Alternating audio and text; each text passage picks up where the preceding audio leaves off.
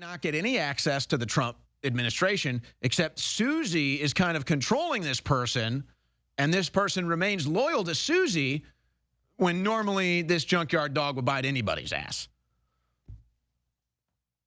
But then this comes out, and it's Max Blumenthal with Gray Zone, and then some other people reporting it. White House Chief of Staff Susie Wiles has isolated Trump among Mossad stenographers like Ratcliffe while excluding Tulsi Gabbard from briefings. Well, it turns out Susie Wiles has a long history with Israel, including running Netanyahu's 2020 re-election campaign. It also turns out, with Ballard Partners, she was in cahoots with the Likud party in Israel as well, which is also connected to Pam Bondi. Now, again, I kind of look at Pam Bondi like, a cute little golden retriever that just kind of smiles and, I don't know, just kind of head in the sky, kind of like the Legally Blonde thing, kind of ditzy, kind of the blonde stereotype, very nice lady. But it's like, she's taking money from Qatar. Oh, she's over here working with Israel.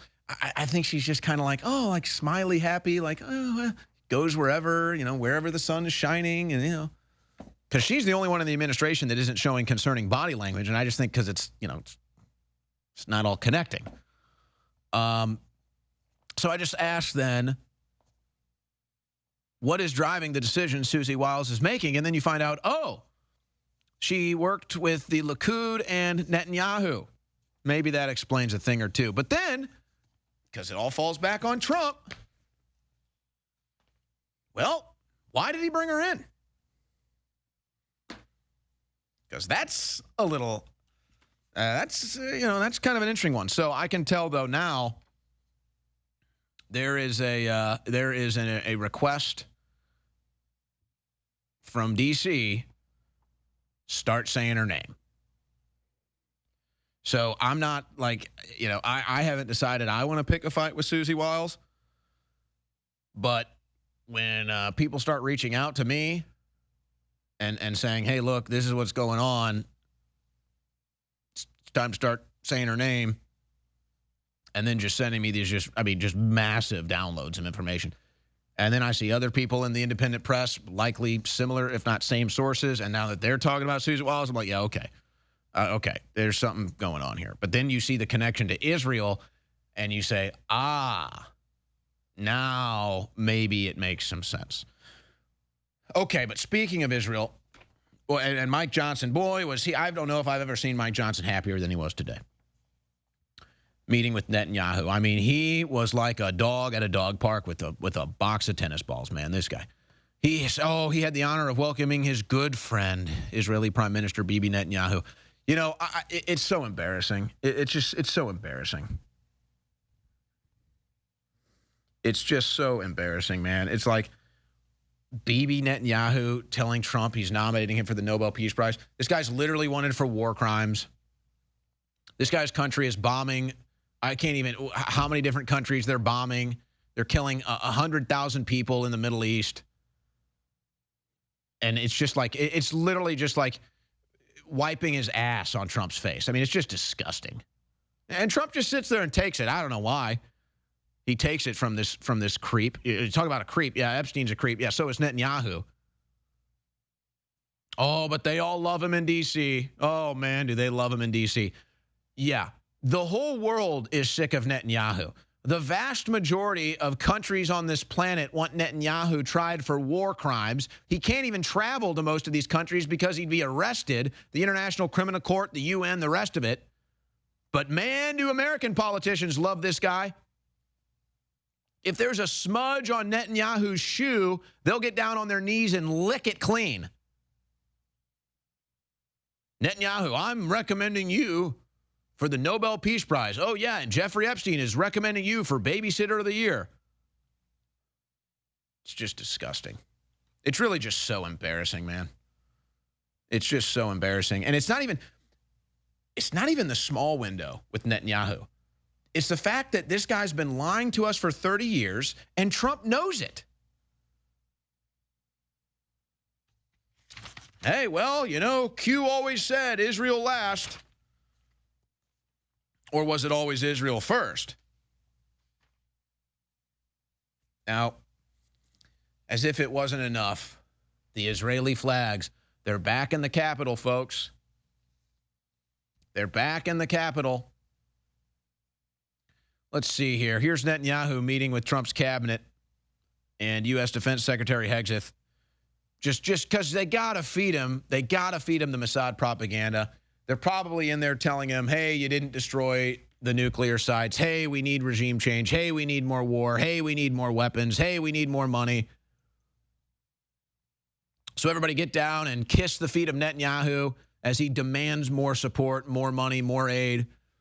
And then they get the Israeli flags all over the Capitol. It's just a nice reminder. It's just a nice reminder of what America first really means, what a Make America Great Again really represents. So just to let you know, guys, give me clip 13.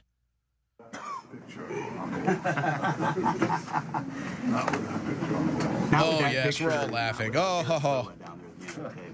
And thank you. Absolute thanks and gratitude and admiration for CENTCOM, for the U.S.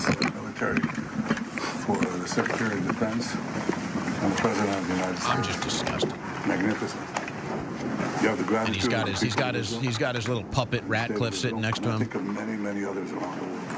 So, first thing, thank you. Well, thank you. And I appreciate, there's a reason I pointed at Eric, and I know I you just can't recognize believe it. I'm just sickened. Get off the screen. I'm just disgusted. This is so embarrassing for our country. So embarrassing. You know, it's almost in a way it's worse than the Epstein files, to be honest. Because geopolitically, the Epstein files, most of the world, most of the politicians are probably just going to, shrug their shoulders and just, whatever. But to sit here and bring in this known liar, to sit here and bring in this warmonger, this filthy, disgusting Netanyahu, to sit here and praise him and fly the Israeli flag in our White House, in our Capitol, it is the most embarrassing thing. It is more embarrassing than the Epstein cover-up. I'm sorry. It just is. It's a disgusting look. It's just an absolute disgusting, despicable look to have that warmonger parading around our Capitol and our Congress and our White House, running the show. Potentially the most evil man on the planet, folks, and we have to kiss his ass. Potentially the most evil man in the world, whose military likely has the highest kill count, death ratio in the world against people that can't even defend themselves. They don't even, they release the prisoners that rape the Palestinians. They say, oh, no, you can do that. Yeah, rape them, let them out. And we welcome this warmonger. We welcome this despicable, disgusting human being, not just with open arms. We get down on our knees and kiss his feet. It's more embarrassing than the Epstein list. It's just, oh, my God, just one after the other. Oh, don't talk about the Epstein list. And here comes Netanyahu. Here come the Israeli flags. I'm just sickened. I'm just disgusted. I'd rather have Epstein in the White House. I'm not even kidding you. I would rather have Jeffrey Epstein running around the White House at this point than that sick freak. I don't know. Maybe that's a stretch. Maybe that's over emotional, but ugh. So here you go. But don't worry, because we're going to double down on our commitment to fight anti-Semitism. Clip 8. Mr. President, your administration took new actions against Harvard University today. Are you still optimistic about reaching a deal with the university? Oh, yeah, I think so. Harvard's been very bad, totally anti-Semitic. And, yeah, they'll absolutely reach a deal. Yeah, they've been anti-white. They've been anti-Asian. You know what's funny? I don't even Crew, do you want to green light me? Should I get really politically incorrect here? Yeah. Oh, what do you know? They all support it. Yeah. You know what's funny? I don't even know if I want to go there. But you talk about Harvard as maybe an example. You know what's funny? And I hate to even do this, but it's just true. If you're Jewish or you're black in America, you have the easiest course in front of you. It's the easiest course to be effective. It's the easiest track to success. In some instances, you might not even have to earn it or work for it. They'll just give it to you in some cases. But that's just the truth. And that's not to say you don't have to deal with racism or anti-Semitism or any other problems that every other human being on earth has to deal with, okay? Before the tears start crying. But no, it hit me. It's like, no, really, if you're a white American or an Asian American or a Hispanic American, you actually have to work harder than anyone else to earn your keep in this country. That is just true. But there's all kinds of institutional benefits if you're Jewish. There's all kinds of handouts and institutional benefits if you're black. But if you're white, if you're Asian, if you're Hispanic, you got to work like doubly, triply, quadruply as hard just to be successful. And honestly, I don't even care. I really don't even mind it. I don't even like getting into this stuff because I'm nobody's victim and I don't mind working hard. I enjoy it, and then earning it makes it even feel better. But it's just true. It's just true. I mean, my God, folks, if I was a Jewish woman, even if I had just a little cleavage, I could intermediate tomorrow and have network news deals and 10 different contracts in a month. Oh, yeah. Oh, yeah. Hell, if I was a black woman, I could be constitutionally illiterate. I end up on the Supreme Court. All right. Okay, let's back off, shall we? Let's calm down. Oh, but see, then you've got this concert with this Israeli rapper Noam Surreali. And again, I don't even care about this stuff. I just look for consistency here. So, hey, look, you chant death to the IDF, you're a jerk. You're an a-hole. You're going to lose all of your contracts, and you're the bad guy. By the way, the same guy, Ben, I forget it, Ben Danger or something. Forget the guy's name. He's always been an anti-white racist. He has, it's always anti-white racism. That's okay. But the minute you say something negative about Israel, now you lose all of your deals. So that doesn't prove any of the conspiracy theories at all. But then this guy has a show, and he's doing a performance here, and he has the Gaza rubble behind him, and they're celebrating how Israel has completely leveled the Gaza Strip, and it shows him going in there, getting ready to kill the Palestinians, and they're just bombing the bejeebies out of it. And it's like, oh, that's cool. Yeah, he's not going to lose any record deals. He's not going to lose any contracts. He's going to lose any tour dates. So it's like, hey, we're going to celebrate how the IDF has completely destroyed an entire portion, if not the entire Gaza Strip, killing at least 50,000, maybe 100, who really knows? So it's like that we can celebrate. We're literally going to put war images and death images and everything else, and that's cool, and bombs blowing up, and we're going to glorify that. But if you dare say something about the IDF, you're going to lose your tour dates. You're going to lose your contracts. You're going to lose your record deals. And so that's just because there is no Jewish conspiracy, though. Boy, we're getting real. What's that? Oh, shut it down. Shut it down. We got to shut it down, guys. We got to shut it down. Well, that's too bad, actually. Maybe I should do that, guys. What if maybe the shekels would start coming in. Do you think if because I was telling this to the crew, I can't do the White House background anymore because I feel we've lost the White House now. So in case you've noticed, I do normally select my own backgrounds.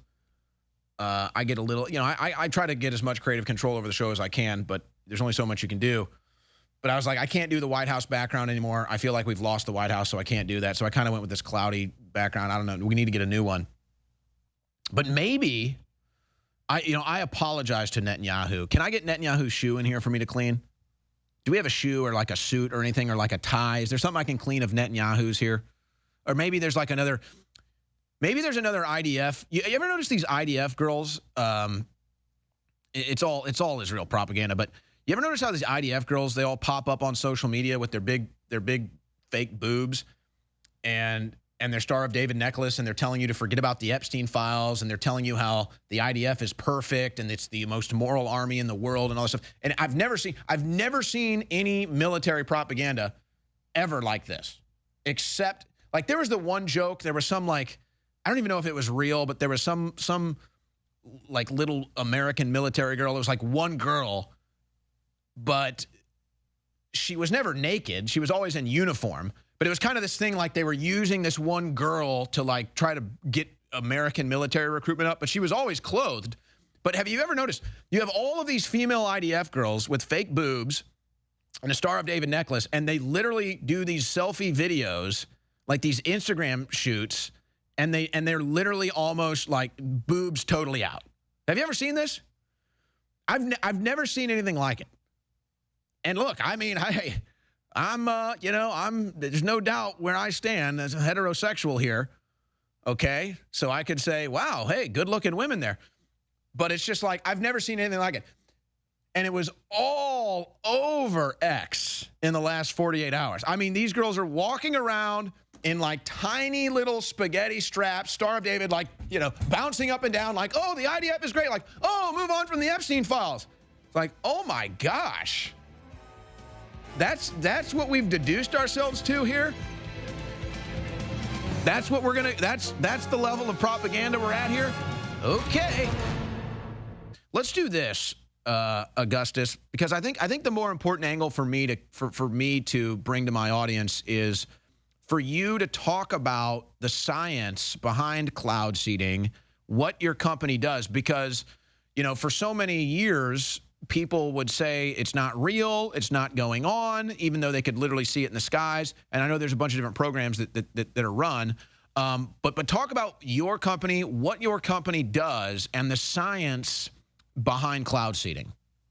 Yeah, absolutely. And thanks for having me on, Owen. For all the people that were told for years that weather modification wasn't real and that it was impossible, I feel bad for them because they were right. And I'm trying to be as transparent as possible about that, because I think the only way that we'll be able to build trust in this technology and potentially get the upsides from it is if we are totally transparent. And I'll continue to be transparent. If you have questions, then I'll try to field them as much as I can, both on this interview and then online. But what cloud seeding is intentionally mimicking natural precipitation processes. So clouds that have water droplets in them don't always precipitate, right? And so the ones that do precipitate generally precipitate because there's small dust particles in the cloud that the water freezes onto or condenses onto and then grows into big enough droplets or ice crystals such that they become heavy enough to fall. In the case of our operation, we use a material called silver iodide. It has a crystalline structure that's similar to ice. And so we'll use radar to identify a cloud that has liquid water in it that's not naturally precipitating, and then fly either our drones or our plane into that cloud, disperse a de minimis amount of material, like 50 grams, which is about like 8 to 10 Skittles worth, into the cloud, which then disperses throughout it, freezes the liquid in it into snowflakes, which then become big enough to start falling and melt back into rain. And the last thing that I'll say about that is one of the reasons why we haven't had weather modification programs throughout the US in the last couple decades is because without the appropriate radar, without what's called dual polarization radar, you're not able to differentiate between liquid and ice. And now that we have that, we can show where there is ice forming in the area of the cloud that we seeded, and then measure how much of the precipitation is man-made. Well, I mean, the way you describe it, it sounds pretty simple. Obviously, it's not necessarily a simple thing to do, but is it really, I guess, is it really that easy? You just say, here's the chemical substance we need, here's the drop target location, and you just give it the green light, and then what happens next? For the sake of communicating clearly, I guess am probably leaving out some of the more complicated parts, but everything that I said there is essentially how it works. The part that might be more complicated is figuring out where there is what's called supercooled liquid water in these clouds. So water doesn't freeze immediately when it gets to 32 degrees Fahrenheit, right? Like, have you ever seen the experiment? If you've ever seen the sort of at-home experiment where you put a bottle of water in a freezer, you leave it there, you take it out, it's still liquid, and you shake it and it all freezes at once. Well, that water is actually below 32 degrees Fahrenheit. And so in these clouds where there is supercooled liquid, so water that's below 0 degrees Celsius, it isn't instantaneously freezing, and that's part of why it's not growing into bigger snowflakes. We have to use both fairly complicated radar processing algorithms and then also weather models and probes on our drones to identify where the supercooled liquid water is in cloud. And so without all of that, not just any cloud can you make rain, and only in some of these clouds, and of those clouds that you can induce precipitation in, the precipitation is de minimis relative to the flooding that we saw. Like, the biggest and best cloud seeding operations that we've seen in academia or at Rainmaker produce tens of millions of gallons of precipitation over hundreds of square miles. Hopefully we can get better than that in the future. But right now, relative to the trillions of gallons that came down during that event, I don't know how to produce yields like that. It's also worth saying really briefly, cloud seeding requires an existing cloud with lots of liquid in it. If you see a long streak in the sky right behind an airplane, that isn't cloud seeding. That could be something. I'm totally open-minded to the notion that it's not just a contrail, but I haven't seen evidence of that yet, and totally welcome information to the contrary. You know what? I'm glad that you point that out, and I don't think it's worth our time here today to get into, chemtrails versus contrails, because as you're pointing out, what you're doing is a totally different operation, and you're not spraying aluminum or barium or lithium into the atmosphere. So that's a totally different thing. So I'm glad that you actually clarified that, and I maybe want to get into some of the other weather phenomenons that you guys can either successfully engage or not, because here's the way I look at it. You look at something Elon Musk is doing like Neuralink, and I say, well, I'm not necessarily somebody that likes that technology or the idea of microchipping, but at the same time, if I get in a car accident and say I lose my ability to operate my legs, and if I can have some sort of a Neuralink and all of a sudden I can walk again, well, I mean, how can I not support that? How can I not consider that a good thing? So I kind of see it the same way with cloud seeding. It's like, well, I guess somebody could say you could have weather warfare, right? And maybe not do what you're doing, but somebody that wanted to do something bad and cause a flood, say do 1,000 Skittles worth of this into an atmosphere, versus, hey, we've got a bunch of desert land over here. Why don't we try to turn it into a rich farmland? It's like, well, that's a good thing. We can have a higher crop yield. So I guess, is that the ultimate goal? Like, what is it? What is the goal of Rainmaker? It's not just to have more precipitation, right? I mean, there's a goal. Yeah. It's a question of what the precipitation is for, right? And that kind of gets into who our customers are. And right now, our customers are individual farming interests, like individual farms, and also county governments, state governments. We don't do any work. So with you the work federal private and public. The private farms fund the public county-wide programs. Okay. So is that mostly then? It's mostly agricultural, or have you expanded in like if there's a drought or anything, or is it strictly agricultural? So it's for rain directly onto crops, and then snowpack onto mountains that runs off into reservoirs and streams as well. And rain can be useful for aquifer recharge too, because with the Ogallala Aquifer in Texas, you have some pretty serious drawdown that's making wells run dry. But if we have measured and responsibly increased precipitation, we can refill those aquifers so that not just we, but the generations of Americans to come can benefit from them. And I don't think that this should be taken lightly, right? Like you mentioned that there's good and bad types of medical interventions. There's the good potential for cloud seeding where we make more water to help have to help make America's agricultural sector and wildlife as abundant as possible. And then there's the irresponsible way to use this technology. And I think that if we ban this technology, not only do we deprive ourselves of the good outcome, right, where we make more water for people that need it, but we also lose out on the ability to like monitor and regulate people that may be doing this nefariously. So, for example, China has a $1.4 billion budget for their weather modification program annually. They have 35,000 employees in their weather modification bureau, and they have 2 universities with accredited bachelor's degrees in weather engineering, not meteorology or atmospheric science, but in weather engineering. They're actively turning deserts in China green by making it rain more. And so why should Americans and American farmers be deprived of more water when our near peer adversaries, and I'm not a China hawk, right? But why should we deprive ourselves of water when other countries are investing so heavily in this? You know, and I'm curious too, is this the kind of thing, because you mentioned aquifers. Have you done any work in California? And I know that they were cutting off their own water supply, so it's kind of a different issue. But have they ever thought about, hey, why don't we try to use something like this to refill our aquifers, or in like these times of great droughts that lead to wildfires? Have these ideas ever been floated?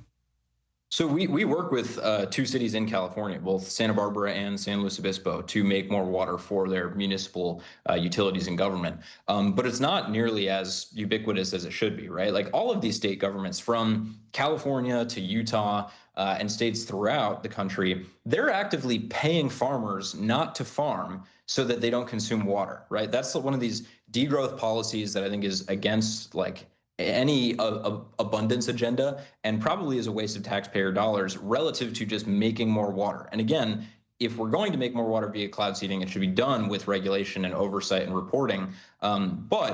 Yeah, California would benefit from making more water with this, as would every other state in the American West. And even states like Georgia, right? Georgia routinely has crop failures due to drought. Florida had 30,000 acres of farmland burned down because of drought just in Miami-Dade County in April. And so even in these wetter states, banning this technology wholesale is depriving people of the option to use it responsibly. And again, that isn't to say that like geoengineering should be permissible. Cloud seeding is localized weather modification that you can turn on or turn off as you choose. But solar radiation modification is a different technology that is intended to put reflective particles in the upper atmosphere to dim the sun and cool the planet down. Should that be treated differently than cloud seeding? Yeah, absolutely. But banning both of them just because they're both in the atmosphere doesn't make sense. Well, and I think that this is why it's so important for you to make that distinction. And even when you talk about it, when you do see, because I think that that's mostly the agenda here, is to block the sun. When you do see these things that I refer to as chemtrails, we're not talking about like 8 Skittles worth of a substance. We're talking about like 8 trillion Skittles worth of a substance. So there is an important distinction there that we don't have to spend too much time on. We may get into it again. But let me ask you a couple other questions just about kind of you and your company. When did you first get started in doing this? You look like a pretty young guy. How long have you been doing this? How long has Rainmaker been around? Yeah, so I'm 25 years old. I guess it's probably worth saying again, for the sake of transparency, I'm a Teal Fellow because I dropped out of college and started a company. And so a lot of people have said that I'm either some sort of plant or fall guy for some other larger agenda. I certainly hope that's not the case. I don't think that's the case. But to get back to your question on why I'm doing this, how I started doing this, I was studying physics for my undergrad. And then when the pandemic happened, I was at Berkeley, and Berkeley was just a nightmare. You might actually find this funny. I was president of Turning Point USA there for a time, and then had to leave because I didn't agree with a lot of what they were doing even then. And they've come around a little bit since. But I left Berkeley because it was a nightmare. I moved to Texas, the suburbs of Fort Worth. I dropped out of college and built my first company, which was a groundwater monitoring startup, so we could track how much water farmers were using so that they knew how much to irrigate. And then every single farmer that I talked to said, hey, it's great I know how much water I'm using, but really I just want more. If you could just make more water, that would solve most of my problems. And so I looked at desalination. That one's pretty obvious, right? When people talk about water scarcity, they often say, well, why don't we just desalinate more and then pump it inland? And I'm totally pro desal. Like, I think we should make water through a variety of ways. I'm very pro regenerative agriculture, but you can desalinate in Houston. You can desalinate in Los Angeles. Cities like Las Vegas and Phoenix and Dallas and Salt Lake City and Denver, I could name way more. You can't build a 1,000-mile pipeline eminent domain, all of the land that would be required to do that, and then maintain it without spending tens of billions or hundreds of billions of dollars on that infrastructure. Just so people clarify here before you go any further, what you're talking about, because people always ask the question, they're like, well, how can California have droughts? They're literally on an ocean. Well, this is why, because they're not doing the desalinization. Yeah. They don't. The California Coastal Commission routinely blocks desalination projects. And should we build more? Absolutely. And even if we do, though, 13% of all of the electricity in California is used just to move water around, mostly around the Central Valley. So if you're trying to get more water inland, if you're trying to get more water into like the Inland Empire, then you can do desal, and I think we should, but it's so expensive and it takes years. And cloud seeding, we can deploy for orders of magnitude less cost and make more water wherever you are in the country as long as there are clouds. Now, what is it, you say as long as there are clouds, but it's not like something you can just say, okay, we're going right here. Like there has to be a specific, what is it, a specific atmosphere, a specific dew point, or what are the specific